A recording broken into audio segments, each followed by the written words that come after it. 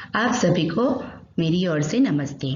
मैं वैद्य स्नेहल पटेल, स्वस्थ एंड योग विभाग, global institute of Ayurveda Rajkot से आप सभी का तहे दिल स्वागत करती हूँ। मैं यहाँ पर 75th आज़ादी का अमृत महोत्सव के अंतर्गत आज 2 नवंबर 6 नेशनल आयुर्वेदा डे पे लेक्चर सीरीज में हाइजीन और पर्सनल केयर में बताऊंगी। हम सभी जानते हैं कि हाइजीन स्वच्छता क्या है और उसके साथ हमारी पर्सनल केयर पे क्या इफेक्ट पड़ता है। पहले से ही हमारे आयुर्वेद में हाइजीन के बारे में बताया है दिनचर्या के रूप में, लेकिन उस पर हम सभी ने इतना ध्यान नहीं दिया है। तो मैं यही बताने जा रही हूँ कि कैसे हाइजीन के साथ पर्सनल केयर भी रखी जाती है। हम लोग पहले से यही करते आ रहे हैं कि कहीं बाहर जाते हैं या फिर घूमने जाते हैं, बाहर से घर में आते हैं तो फिर हम हाथ पैर वगैरह तो धुलते ही थे। वैसे जैसे मुंह धुलना वगैरह भी हम सब करते थे। ये हमारा डेली रूटीन में ही आता है। लेकिन जब से कोरोना जैसी बीमारी आई है तो हम सभी को इतना तो समझ में आ गया है कि हमें हमारी हाइजीन यानी कि पर्सनल केयर तो रखना ही रखना है, साथ में एनवायरमेंटल हाइजीन भी अच्छा होना चाहिए, हमारे घर का हाइजीन भी अच्छा होना चाहिए, तभी हमारे वो पर्सनल केयर पे इफेक्ट करता है। तो हम देखेंगे अकॉर्डिंग टू आयुर्वेदा कि हाइजीन और पर्सनल केयर हमारा थर्ड प्रोफेशनल का जो सब्जेक्ट है स्वस्थ एंड योगा उसके अंडर में आता है। आयुर्वेद के अनुसार हाइजीन मतलब क्या है, तो हमारी हेल्थ को मेंटेन रखने के लिए हम डेली जो सारे हमारी जो कंडीशंस होती है और उसके लिए हम जो दिनचर्या यानी कि डेली रूटीन का जो प्रैक्टिसेस करते हैं, जैसे कि दंत यानी कि ब्रशिंग है, फिर टंग क्लीनर करते हैं, फिर ये सब जो डेली प्रैक्टिसेस है उसकी वजह से भी हमारा पर्सनल यानी कि हाइजीन रहती है, वही हमें देखना है। जो हमारी जितनी हाइजीन रहेगी तो हमारी हेल्थ तो मेंटेन रहेगी ही, लेकिन जो कोई डिजीज होना होगा वो हम उसको प्रिवेंट कर सकते हैं। जैसे कि हम डेली टंग क्लीन ना करें तो उसके ऊपर जो वाइट कलर का कोटिंग हो जाता है, फिर उसमें से हमें बैड स्मेल आने लगती है, तो उसकी वजह से हमारी पर्सनल केयर पे भी इफेक्ट पड़ सकता है। जैसे कि हम कहीं पे भी जा नहीं सकते और जाए तो किसी के साथ बात नहीं कर सकते क्योंकि हमारा वो टंग है जो बिल्कुल अच्छा नहीं दिखेगा। और फिर जो कोई डिजीज़ हुआ हो, जैसे कि कोई कम्युनिकेबल डिजीज़ हो यानी कि किसी के टच से, या फिर जैसे अभी कोरोना की ही बात करें तो कोरोना की वजह से जो हम स्नीजिंग होता है तो उसके जो भी कोई पार्टिकल्स है तो उसकी वजह से अदर पर्सन्स को डिजीज स्प्रेड हो सकता है। तो हम ही खुद हाइजीन रखेंगे तो हम किसी को डिजीज स्प्रेड भी नहीं कर सकते और हमारा जो डिजीज है उसको हम प्रिवेंट भी कर सकते हैं। तो यही है। फिर देखते हैं कि आयुर्वेद का मेन एम एंड इम्पोर्टेंस क्या है हाइजीन के लिए।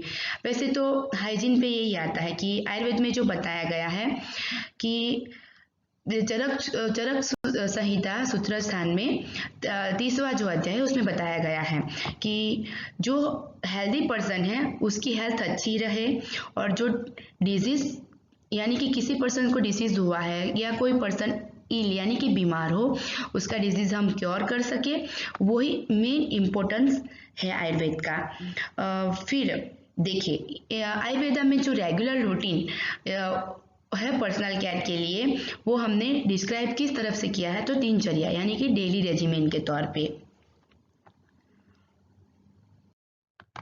अब देखते हैं पर्सनल केयर जो कंटेंट्स क्या क्या है हाइजीन में, मीन्स कि पर्सनल केयर में हम क्या क्या कर सकते हैं।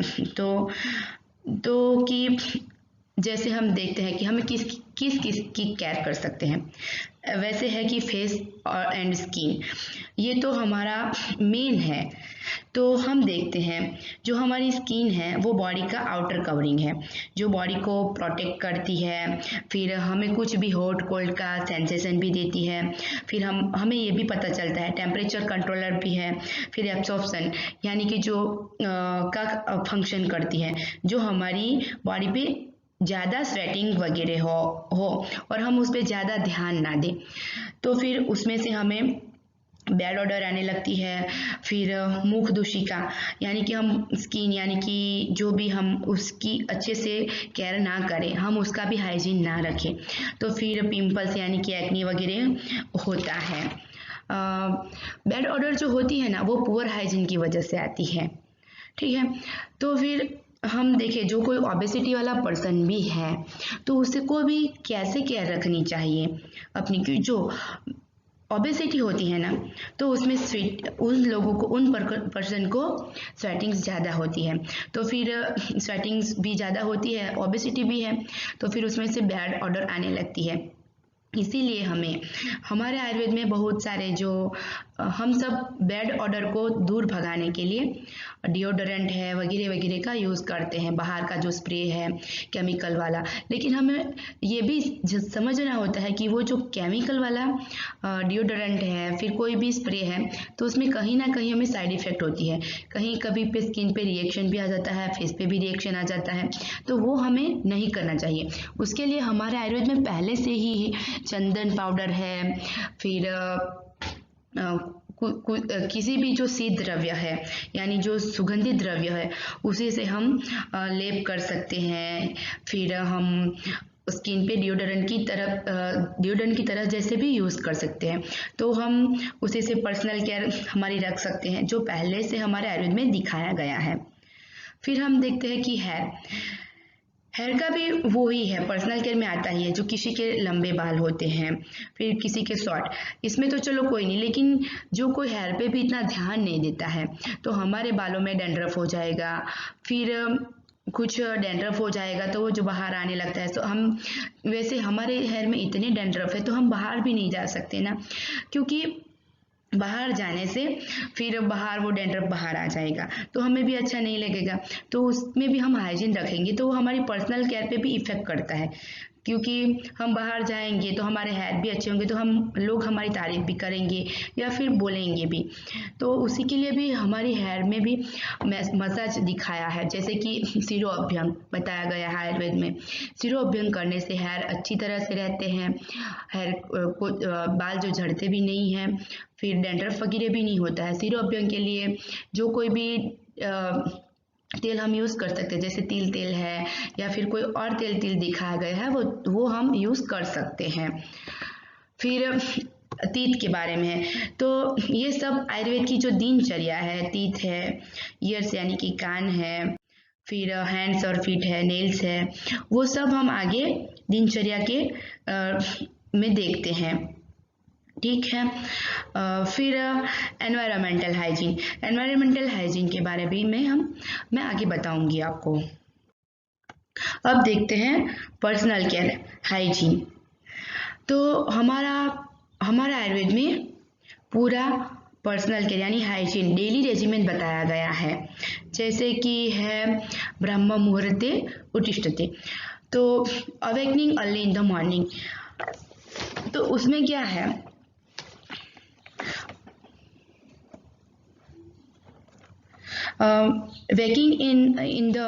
waking up in the early morning, जैसे कि बिफोर सनराइज 48 और 46 मिनट, हम वैसे देखें तो 4:30 AM to 6 AM के बीच में उठना ही चाहिए। जैसे जो हेल्दी पर्सन होता है ना वो इतने टाइम में उठे ना तो उसको पर्सनल केयर यानी हाइजीन, फिर उसको सुबह सुबह में शुद्ध हवाएं मिलती है, तो फिर उसकी वजह से वो अपनी हेल्थ को प्रोटेक्ट कर सकता है, फिर उसकी लाइफ प्रॉब्लम्स चलती है, साथ ही साथ में माइंड शांत हो जाता है, फिर मेडिटेशन में भी हमें हेल्प मिलती है और बॉडी को एकदम शुद्ध हवा यानी कि ऑक्सीजन मिलता है, तो वो भी हम उठ के करना चाहिए। हम जब उठते ही पहले जो विष्णु पुराण में दिया गया श्लोक है, कराग्रे वस्ते लक्ष्मी कर मध्य सरस्वती कर मूल्य तु गोविंद प्रभाते कर दर्शनम, यानी कि वो भी पर्सनल केयर पे इफेक्ट करता है। हमें सुबह में उठ के ये सब हम अपनी जो हस्त की हथेली है उसको देख के ये बोलना चाहिए, जिससे हमें लक्ष्मी की प्राप्ति हो सकती है, विद्या प्राप्ति हो सकती है, विज्ञान प्राप्ति हो सकती है, वो भी हमारे लिए एक हाइजीन ही है। फिर ये जो हमारा वो मंगलकार भी होता है, उसी की वजह से हमें सब डेली रेजिमेंट हमें फॉलो करना चाहिए। जैसे हम पूरा रेजिमेंट फॉलो करते ही है, लेकिन हमारे जो आयुर्वेद में दिखाया गया है वो इतना हमें पहले से पता नहीं है, लेकिन जब आप इस तरह से फॉलो करोगे तो फिर आपकी हाइजीन और पर्सनल अपनी हेल्थ भी अच्छी रहेगी। जैसे लॉन्ग टर्म, जैसे आगे बताया गया है ना कि हेल्दी पर्सन जो अपनी हेल्थ को अच्छे से बना रखता है। फिर क्या आएगा, तो ब्रह्म मुहूर्त में उठने के बाद हमें जो नेचुरल प्रोसेस है यानी कि मल मूत्र विसर्जन है वो भी प्रॉपर टाइम में हो जाना चाहिए। तो जो हमें वो हम प्रॉपर टाइम में हो जाएगा तो हम ऑल डिजीज़ को प्रिवेंट कर सकते हैं और वैसे हमारी बॉडी क्लीन भी हो सकती है।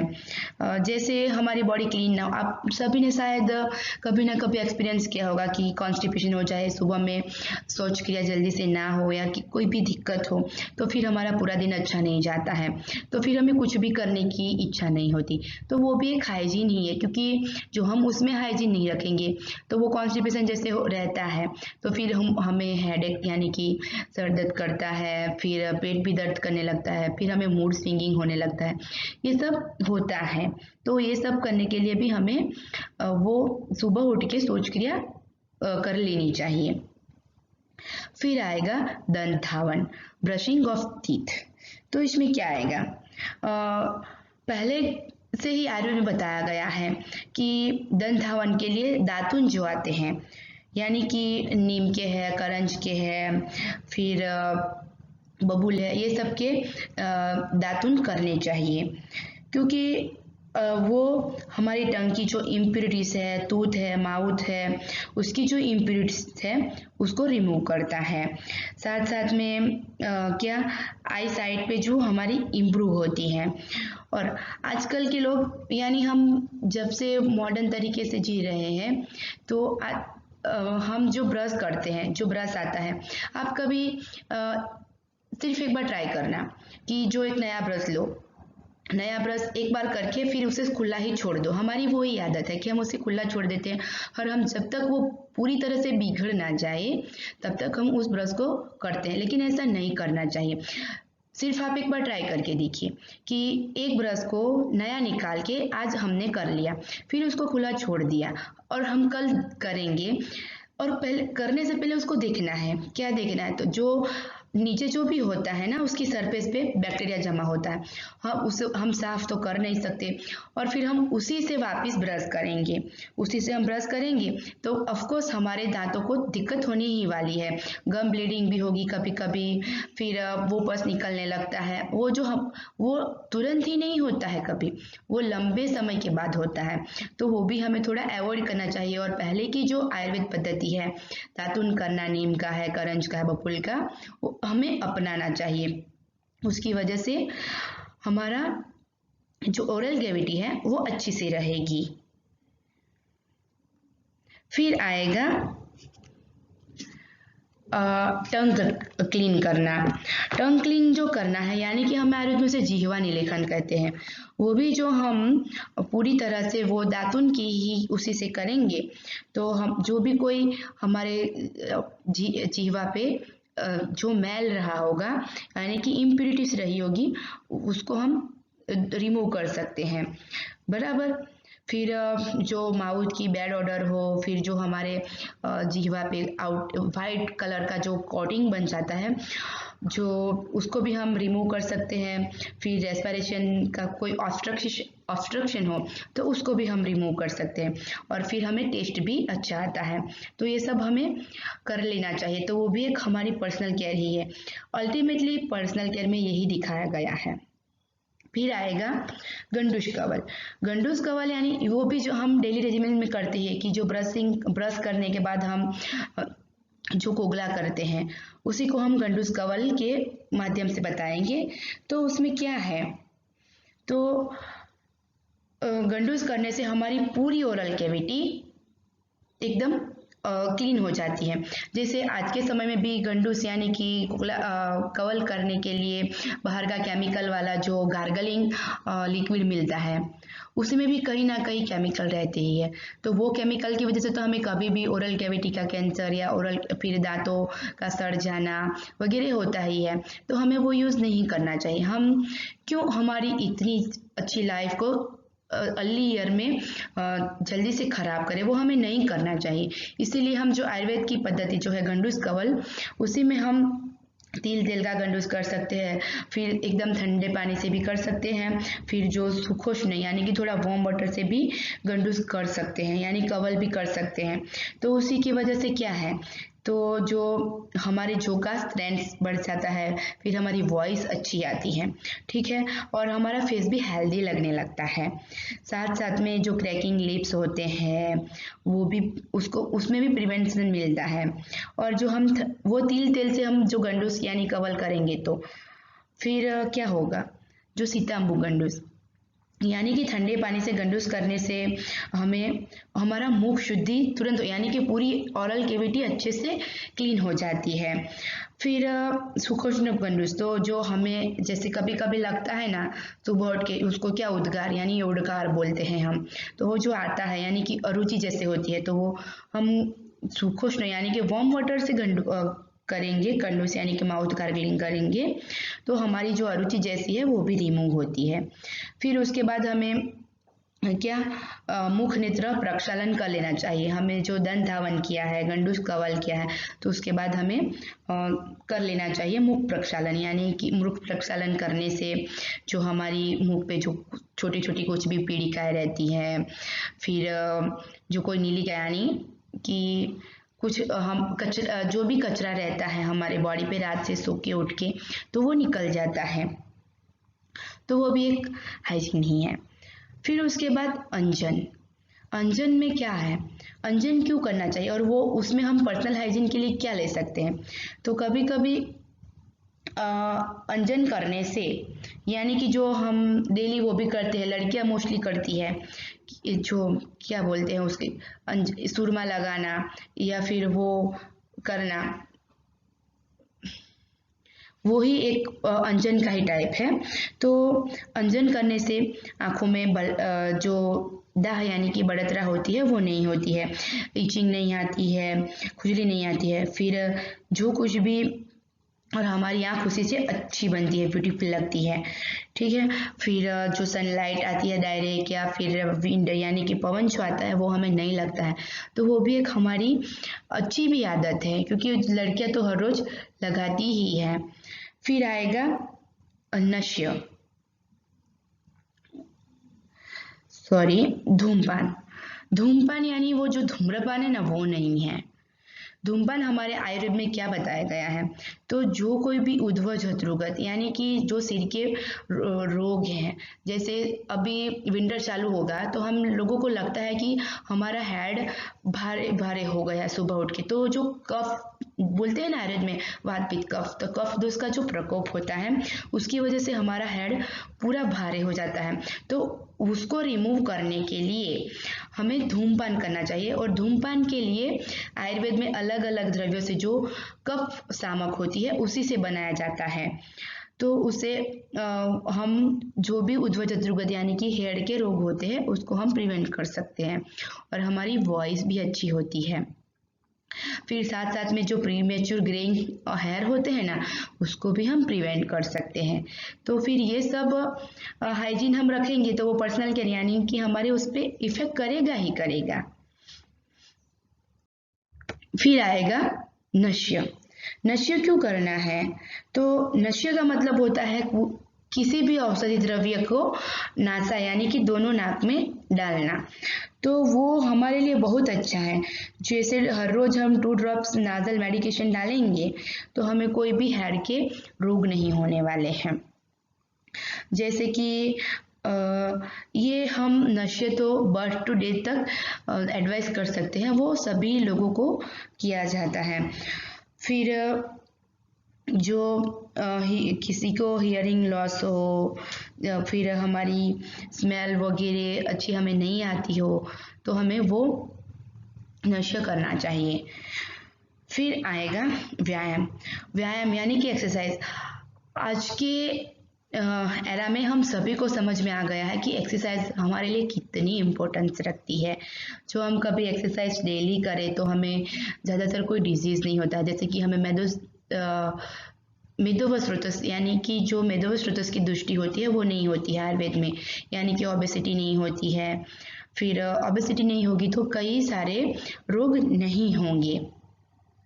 ठीक है। फिर देखेंगे कि फिजिकल एक्सरसाइज हमारे लिए कितनी ज़रूरी है, जो हमारी बॉडी को स्ट्रॉन्ग बनाती है।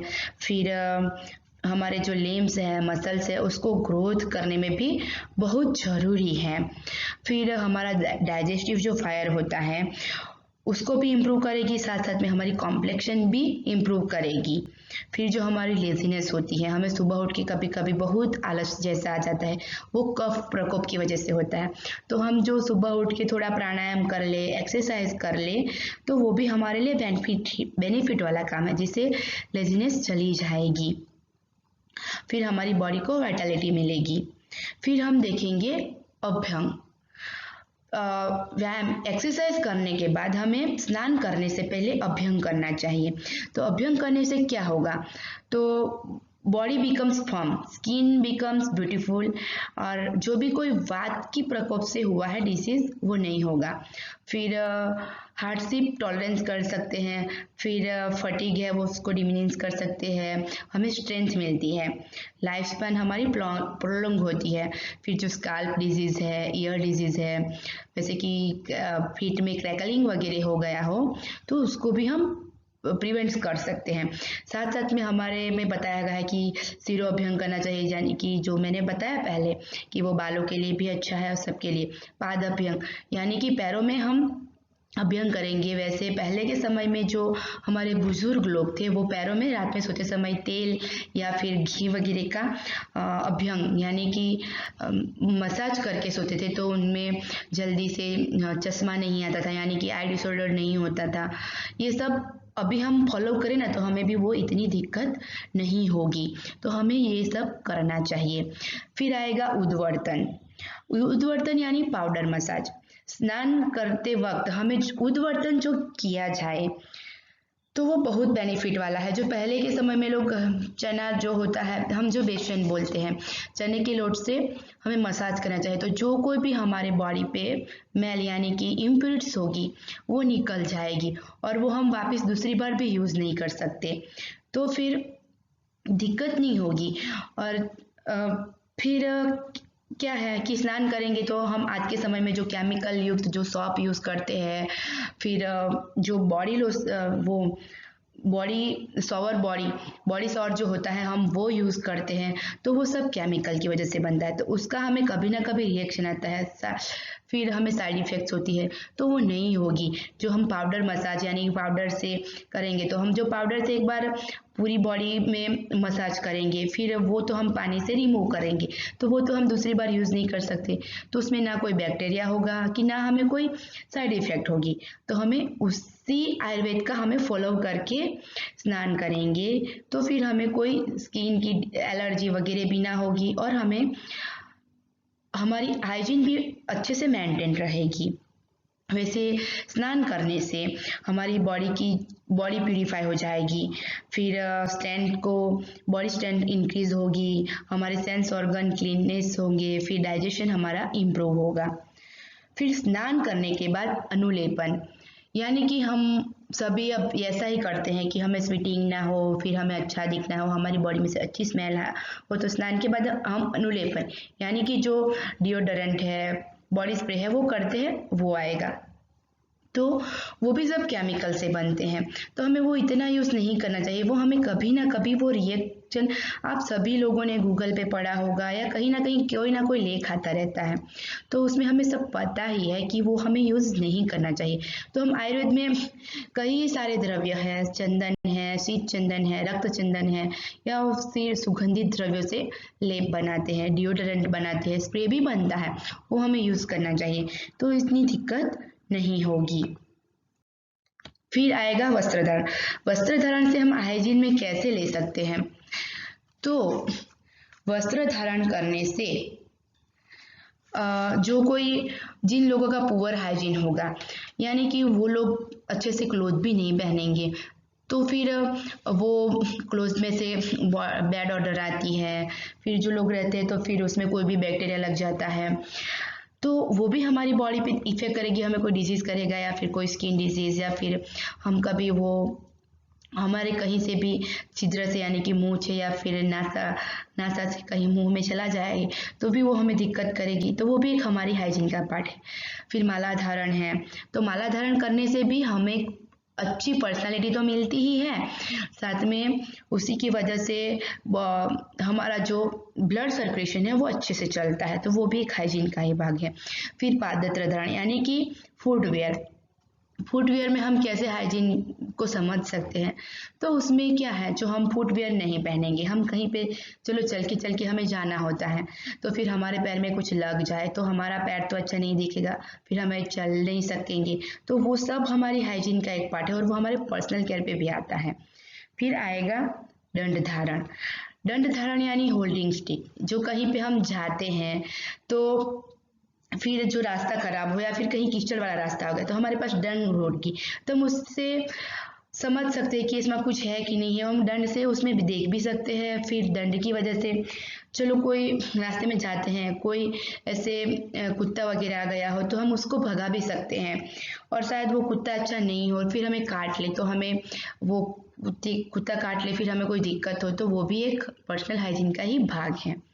फिर आएगा कवच धारण, वैसे प्रोटेक्टिव कवरिंग यानी कि हम पूरे बॉडी पे वस्त्र धारण तो करते ही है, फिर हम हेड पे कैप वगैरह भी ले तो हमारे बालों को अच्छे से प्रोटेक्ट करता है वो। यानी हमें अभी जो लड़कियां हैं या लड़का है जो भी, अब कोरोना की वजह से तो हम सभी मास्क पहन के तो मास्क नहीं पहनते, जो सब पूरा कवर करके जाते हैं, तो वो एक हमारे लिए कोई बाहर से ज़्यादा कचरा हमारे बॉडी पे ना आए, हमारे फेस पे ना आए, हम वो एक हाइजीन में ही आता है, तो फिर हमें वो दिक्कत नहीं होगी, कोई परेशानी नहीं होगी, कोई डिजीज नहीं होगा। तो अल्टीमेटली जो हमारे दिनचर्या का जो भी कंटेंट्स थे तो उसको हम जैसे हेयर है, फिर मिरर यूज़ करना है, कॉम्ब करना है, फिर हमने जो भी है मैंने बताया वो हमारे लिए बहुत ही कंफर्टेबल है और हम कर सकते हैं उसको डेली रेजिमेंट में। इसमें इतना टाइम भी नहीं जाएगा क्योंकि हम मोस्टली ये सब करते ही हैं लेकिन हम प्रॉपर वे से नहीं करते हैं, इसीलिए वो नहीं होता है। तो मैं अल्टीमेटली बस यही कहना चाहूँगी कि ये सब में हम हाइजीन रखेंगे तो वो हमारी पर्सनल केयर पे भी इफेक्ट ऐसे ही करेगा। इसमें सब हाइजीन रहेगा तो हमें कोई डिजीज़ नहीं होगा, फिर डिजीज़ नहीं होगा तो हम अदर पर्सन को भी अच्छे से रख सकते हैं। फिर आएगी एनवायरमेंटल हाइजीन। एनवायरमेंटल हाइजीन भी अच्छे से होनी चाहिए, तो हम उसको क्या बोल सकते हैं कि जो पर्सन की फिजिकल एनवायरनमेंट अच्छी हो रही है तो वो कर सकता है। कैसे?